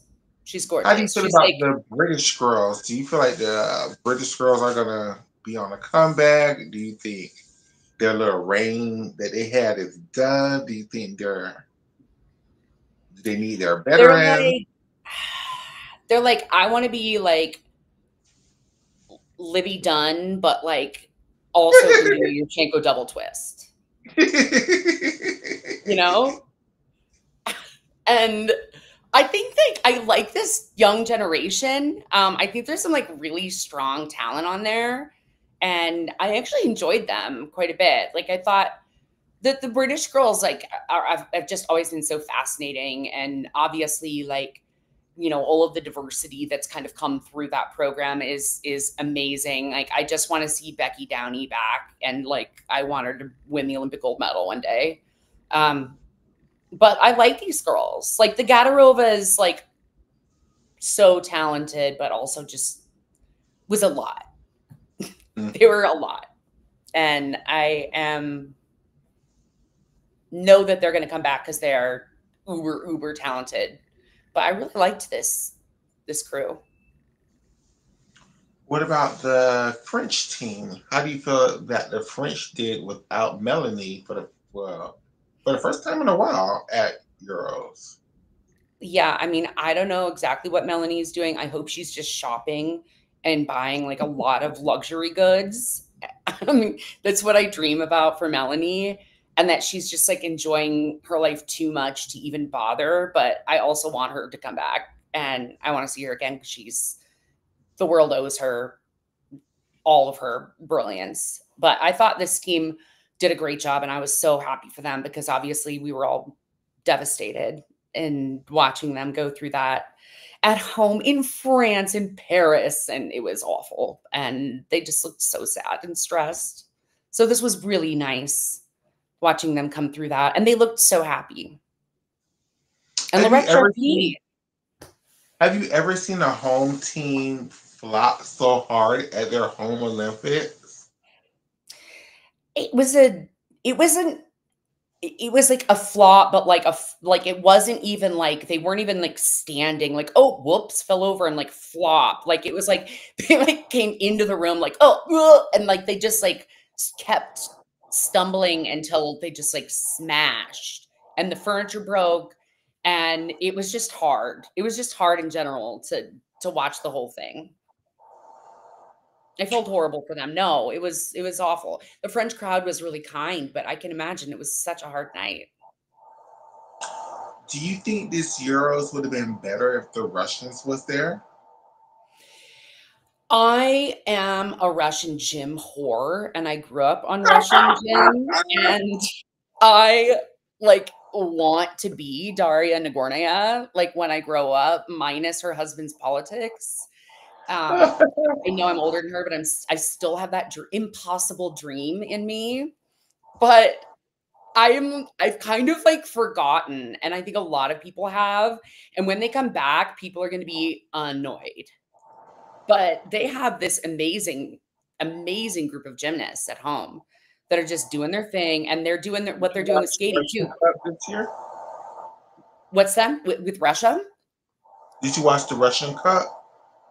I have not watched it yet. It's on my little queue to watch, but they have some real talent, and then they have some girls that are like hanging on and like are only hanging on because like Russia always does. It should always have more depth than it does, but Well, they have the some good last time girls. that I checked, which was a couple of days ago, Russia said they were sending a team to this World Championship. So you might get to see the Russians here at Worlds this year Little at Ludmilla. neutral country. Little Roshina. Oh god, yeah, she's so good. Oh, but we can't talk about Euros without talking about Karina Schonmeyer. What a cutie.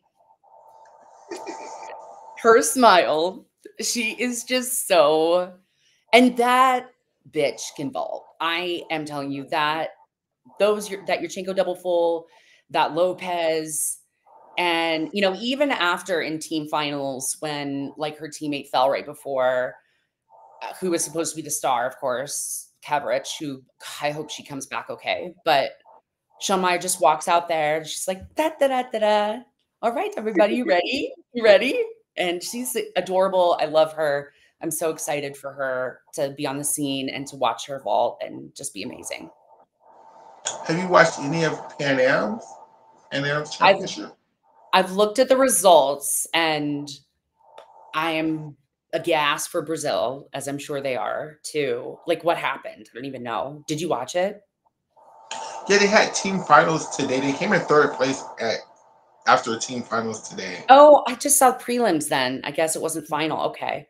But they came in fifth, right? Came into the team Yeah, they finals were in in fifth. fifth. They were in fifth after quals, but then they pulled it together and came in third in Oh, team. thank God. Thank God. There's like, a half billion people in Brazil. I did not want all those people to be that disappointed.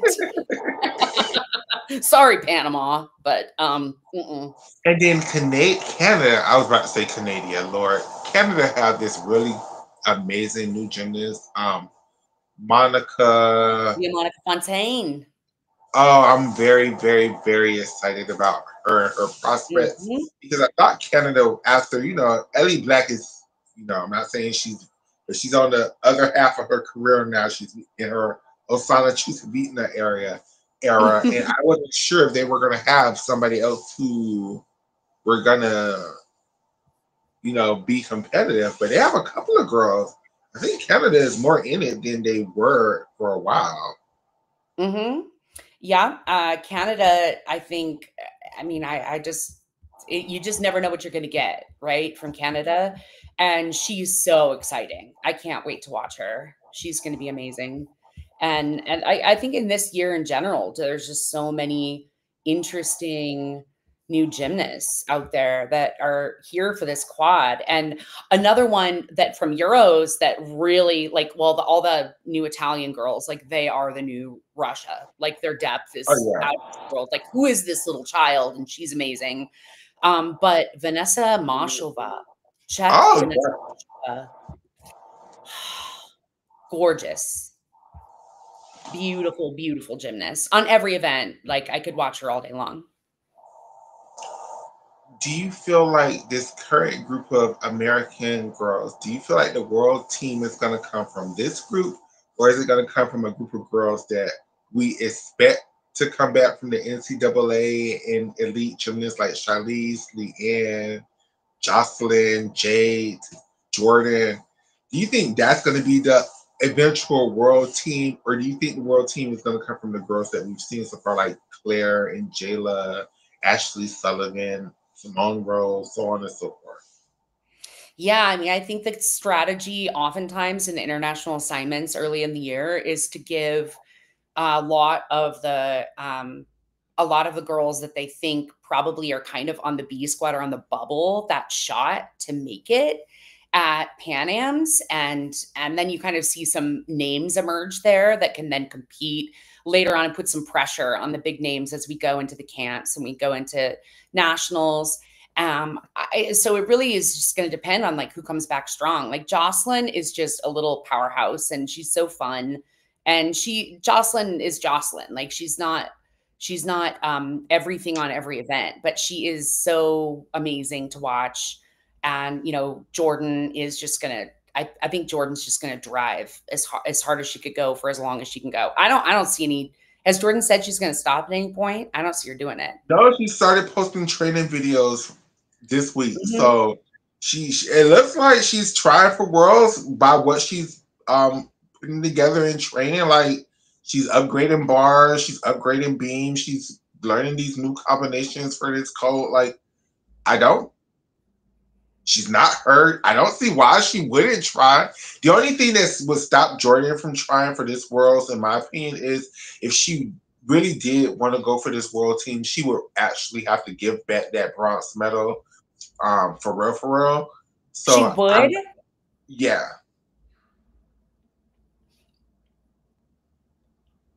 Well, everyone's irritated now, so everyone's just turned this off because we're all over it.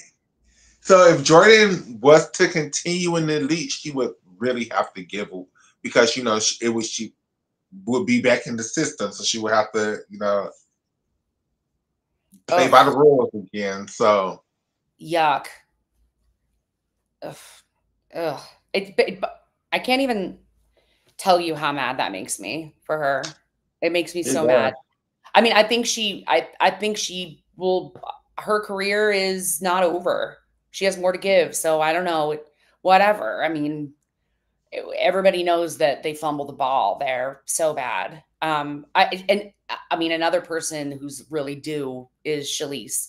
Like Hesley, we all know Hesley had a fun early outing at the Olympics. That was amazing, and she earned that, and she did great in trials, and at the Olympics. But like, it was exactly the spot Shalise was like plugged in for with the in bars, and um, I think Shalise is going to be a world all-around champion. There's just no way around it. It's like Shalise is going to take like Rebecca's role.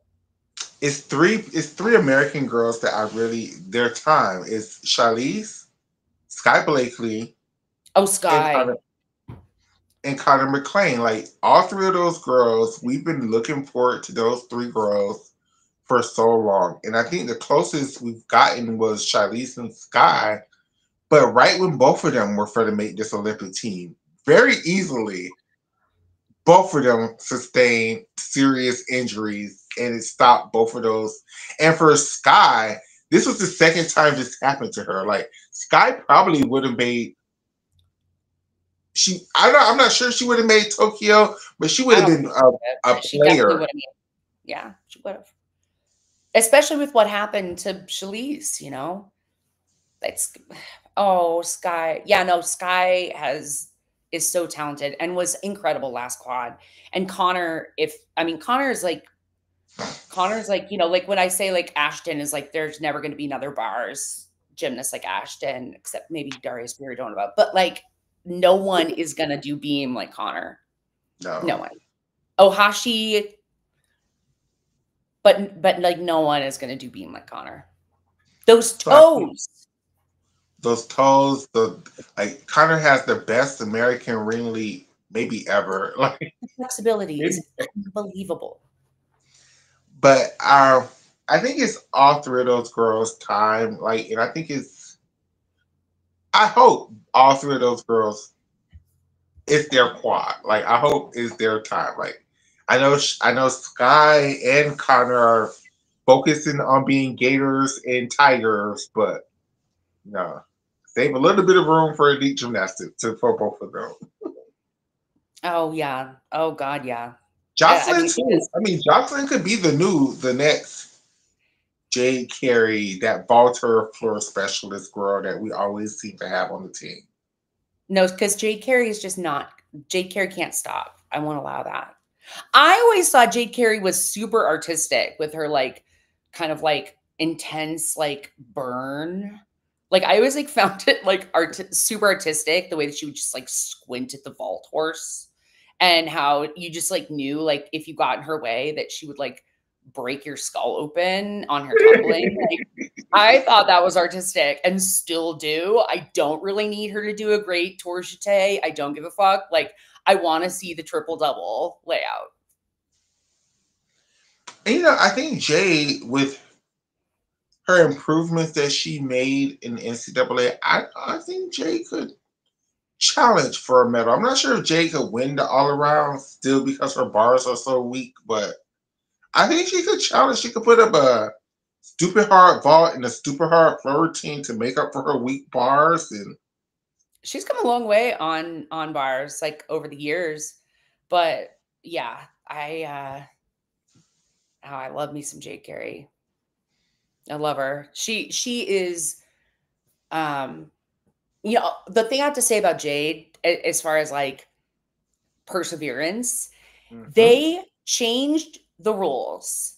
The FIG changed the rules after she won an Olympic gold medal to target her directly. And then Mhm. what did Jade Carey do? She won the very next available Olympic gold medal with her team. Amazing. Because she won that floor and then she came right back and won team. Jay Carey and Jay Carey been around for a long time since like 2017 and has not stopped, has not taken a break, been on both Olympic teams. Like, um, how do you feel She's about still about Jayla Hang, and like this is her time. She's the top American girl now. I Hmm. think at the Pan Am's in team finals, she put up the top all around score in the world right now. So now she's like the number one prospect for the Americans for the world championships. Like, do you think it's going to be a changing of the guard on the USA gymnastics scene from the old names that we're so familiar with, the Charlises, the Skies, the Leannes, the Kayla DeCellos, all of those girls that we've been with for almost 10 years now. And finally, we got a new crop of girls. We got the Jayla Haynes and the Claire Pease and the Simone Rose and the Ashley Sullivans that maybe it's their time. Yeah, and Dulcie Kaler and So, I mean, I think Jayla Hang and Simone Rose have been coming for a long time, and they've had a lot of expectation on them as like the ones that are going to grow up and do the thing. I think they're just on their own trajectory. The two of them, they're just like very different gymnasts, and have like a lot of expectation, have a lot of really big tricks, really quick, and so like polishes everything. And what will end up happening is how much they can polish up all that big gymnastics, because we know that a healthy Shalise Jones is like infallible because she's super artistic.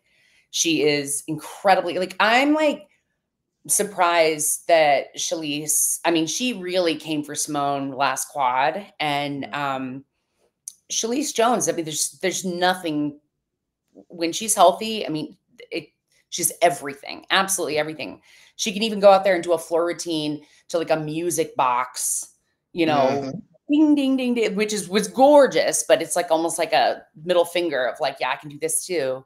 Like So everybody magnetic. from last Olympic Games, like out of all of the injuries, Charlize was the most important injury because I don't think a lot of girls would have won a lot of medals if Charlize was there because she would have just been second to Simone on everything. Like, Yeah, yeah. I think that Suni Lee definitely had a spot to come back in and fill that place, which was of course like gorgeous, and everybody loved oh, watching that, and it was incredibly beautiful. And Suni is like made of champion. She just has that fortitude. She's like Simone, like she's just like made of it. Like she's just gonna show up and it's gonna mhm. look like that, even though she's like tumbling on like shattered ankles or whatever is going on at that moment in time. She's gonna like stick a full twisting double layout mount and like smile with her like lips that like look like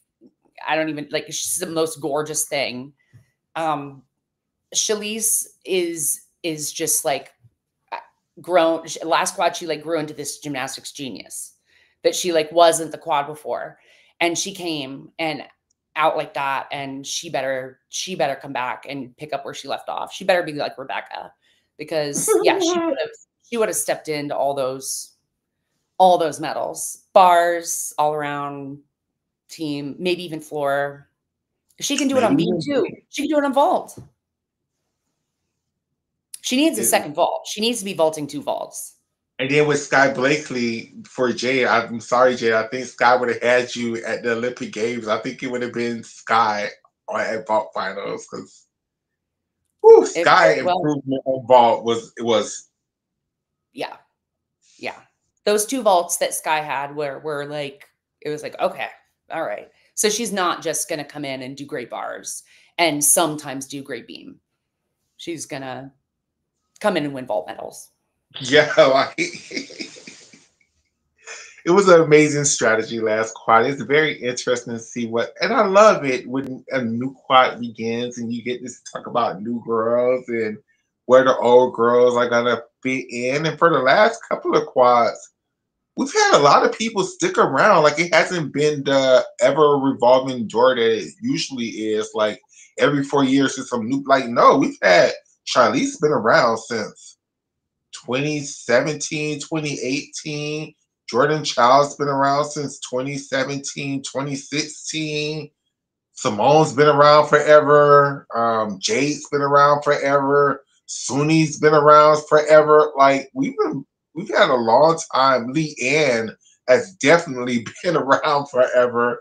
We've had a long time with a lot of these girls, and that's great for the sport.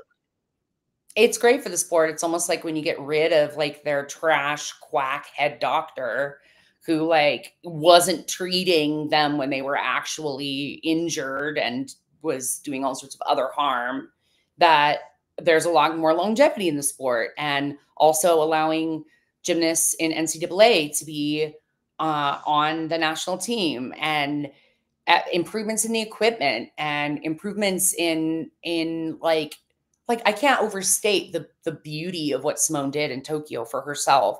The ability to say no, the ability to say not today, I hurt today, I'm not doing that today. And that, and then Oksana Shuzavitna, Ellie Black, these girls that are showing, if you take care of yourself. And yeah, Oksana Shuzavitna will hop on every landing ever. She will hop on every landing she ever has, and that's why she's still there. Is because she knows her body, she knows how to take care of it, she knows how to absorb it, and the more like the equipment can accommodate that kind of understanding of a person's like body awareness, and actually listen to the athlete and not some idiot that's saying, like Bella Caroli taking the mat out from underneath Carrie Strug and Dominique Moceanu at the Olympic Games when they'd been training on a training mat. He like pulled that mat out there so they would stick it cold and we see what happens. It's like idiots, right? So that's what's creating this longevity in the sport, is that they're not burning out like that. They're not breaking. They're able to take care of themselves. It's beautiful. It is beautiful. And my love, we've been on here for 2 hours. I don't want to take any more of your time for I love today. talking with you. It's so fun. I love Michaela, thanks for talking having with me you. on. And I promise you, this is an open door. You're more than welcome to come back anytime, talk about anything that you want to talk about. Just DM me and we'll make some space and we'll sit up here and chit chat it all. I'm Um, gonna like watch a competition real close, every single moment, play by play, and I'll come in. I'll spill it all. Perfect. How can the people find you if you want to be found? Do you find want to be found? Some Bro, people you. don't want to be found. Some people are like, yeah, don't find me. I've already been canceled on X like multiple times. Several times for like standing up for trans shit. Right now I'm Her Majesty HVFP. And Yes. I used to be Oksana bisexual. Oh, okay. Oh, we all know that bitch, right? No, I come out like a feisty 14-year-old, but yeah, no. Perfect. And it's also Pride Month. Is there anything Pride related that you got going on in your life that you want to tell the people? Anything special? Anything?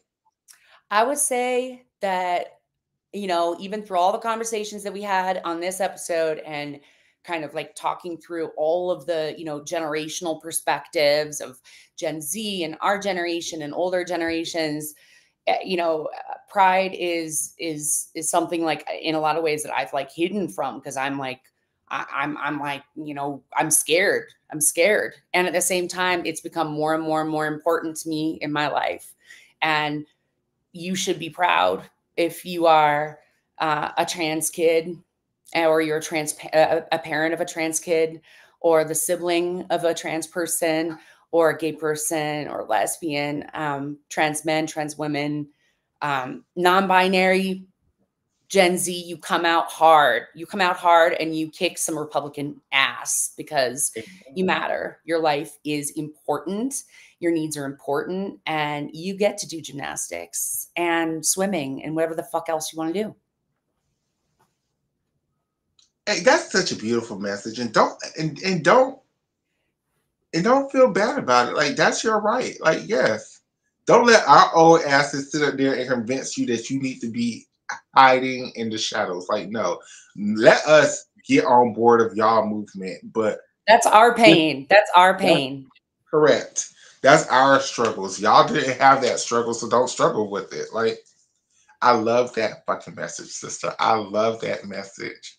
Um, so you guys, we will be back with the Love Gymnastics podcast, not We Love Gymnastics with me and Addis, but with me, Oscar and Shayna, on Monday or Tuesday to recap Asian Championships and Pan American Games. I know Asian Championships is on right now.